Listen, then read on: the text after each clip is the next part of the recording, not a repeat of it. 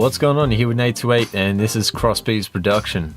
So in this video I want to go over the DBX compressor and mainly the DBX 160 because that's the main compressor that a lot of people seem to emulate and plug-in companies like to emulate it.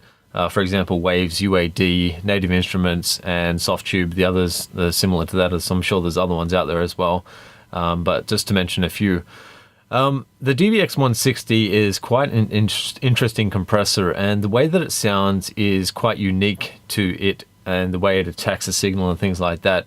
It's a VCA style of compressor, so basically that's a voltage control amplifier. So the VCA is similar in the sense of other compressors like the SSL. There's other compressors that come to mind as well. I'm just not going to list off all of them, but the DBX is quite a good sounding compressor, and it has some unique features in the sense of when it was made. As far as I recall, it's 1979 where this compressor was actually started, and it was done by a guy who was named by David, what's his last name there, Blackmere. So David Blackmere was one of the, I guess, original creators of this compressor, and they had started creating previous audio equipment before this compressor came out, but this compressor was usually used in level control boards, so just level controlling the amplified signal or signals that were passing through it.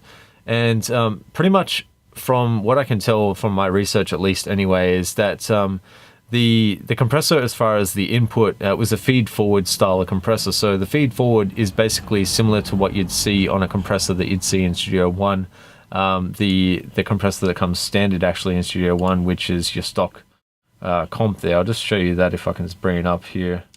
So the standard compressor has this look ahead feature, and that's kind of similar to the feed forward compression style, where basically what the compressor does, it looks ahead and kind of gets to see where the transients are going to come into the compressor.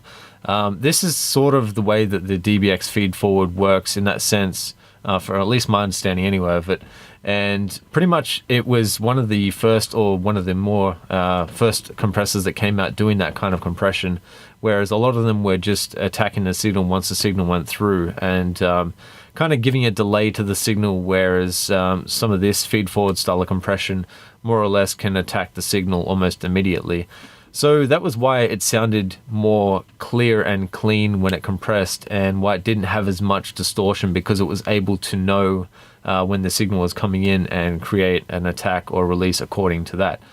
So also the other thing is it's basing its attack and release on an envelope as well, where the feed forward, the envelope goes in, the signal, the envelope obviously, goes into the compressor, and then it bases the attack release times on that. And obviously that's based on how much dB is actually going into the compressor as well. So what I thought I would do is just explain a few things and then go through the audio demo that I'm going to show you guys. And this is just on a half mixed track. It's not fully mixed, so don't go at me if you think it needs mixing, because it clearly does. That's what I'm doing at the moment. But I thought I'd just give an audio demo of these compressors and just go through these three that I've got. So basically what I've got is the Native Instruments first, the UAD second, and the Waves third. So between the three, there are some differences between them. Mainly the gain structuring from what I saw on the DBX 160 with the UAD and the Native Instruments ones, they were kind of similar, whereas the Waves was very different in the gain structuring. I don't know if it's just why they do with this. I don't know. The plugins seem to be always like this with Waves. They're just different to all the rest of them.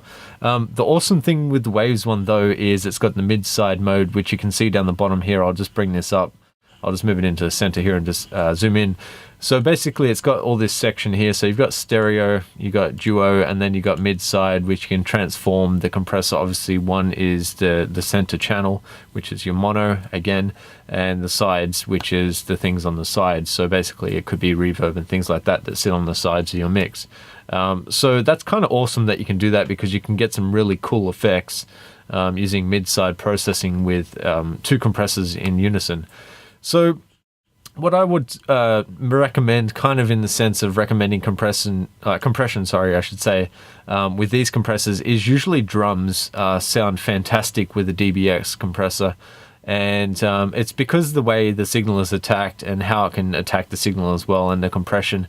And it can also create infinite compression as well, which is something unique to this compressor.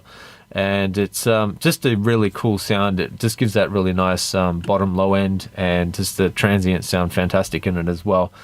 So what I would also recommend is trying this on a mixed bus as well. Because it is a VCA compressor, it does have that style of mixed bus compression that you'd expect from maybe an SSL or something similar to that. Maybe people wouldn't automatically go grab a DBX for the mixed bus, but it does sound good on there. So try it on your mixed bus as well. Try it on anything, to be honest, vocals, whatever you want. But mainly the things like mixed bass, drums, that sort of thing, maybe even bass as well, just to give some stab or attack to your instruments. So let's go with the drums here first with the DBX, and just compare between the three that I've got here, just so you guys can kind of hear what they sound like, and also a sound demo so we can go through it. So first off, Native Instruments DBX, let's go.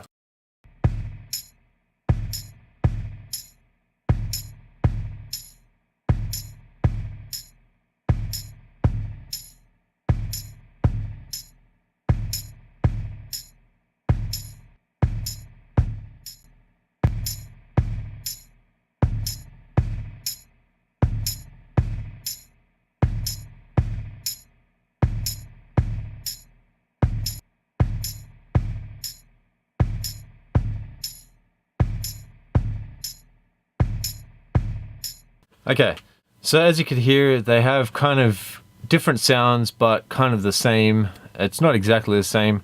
In my opinion, I think they all could work in different scenarios. Neither or three of them are bad in that sense, but I really do like the UAD one.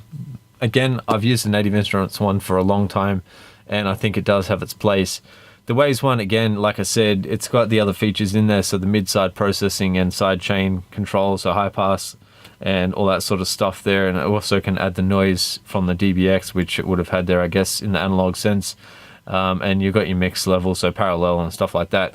So, I mean, if the compression that you're looking for is kind of that really nice transient kind of sticking through the mix type thing, then the DBX is kind of where you would go for. I guess, you know, in my time of mixing, I've done this for a while now, so I kind of know the sound of different compressors, so I can kind of immediately know what to grab. So I mean, this is why I kind of do these videos, so you guys can understand what these compressors do, understand them more intricately, and obviously then be able to know when to go grab a style of compressor like this as well. So what I'm going to do now is try the UAD and maybe the Waves on the mix bus as well, just so you guys can hear that, and then we'll just go through the sound of them. So what I'll do, I'll put the UAD one first on the mix bus, and then I'll throw the Waves on there as well, just so we've got that going on. Where are we? So DBX, the Waves. All right, let's go with this. So first off, UAD, then we'll go with the Waves, and actually maybe I'll just set up the Waves one first so I can get them kind of close to each other. All right, sweet. Now let's go with the UAD first. Let's go. Lift up your heads, ageless doors. Welcome in, King of Glory. He will come through your door. He is the King of Glory. Lift up your heads, ageless doors. Welcome in, King of Glory. He will come through your door. He is the King of Glory. He is the matchless one. Okay, so obviously they weren't set exactly the same in the sense, but you guys can hear what's going on with the compression, and you can hear kind of the compressor itself and the way that the tone sounds on it. I just want to say that these compressors are fantastic as far as, a plug-in version of these compressors. If you've heard the real version of it and just listen to that, you kind of know that they sound very similar. But DBX makes so many different versions of the DBX. So there's DBX 160A, there's all of the, different ones. I'm not going to list all of them now, but I mean, if you're looking for a cheaper compressor and you just want to get something that sounds good in the analog realm, maybe check out the DBX. It's something you might want to be interested in listening to or hearing or even purchasing. It's nothing to do with me selling it or anything like that. I'm just saying that they're a fantastic kind of compressor for something that's so cheap, especially giving you that kind of sound that you'd get from a VCA compressor. So without further ado, I'll end this tutorial or video right now, and I just want to say thanks to you guys for staying in for the rest of this video, and I've got to say thank you for everyone who likes, subscribes, and proceeds to care for this channel, because it's the people that really make this channel are the people who say all the great comments and give me the likes and stuff like that. So without further ado, I'll catch you guys on the next one, and peace.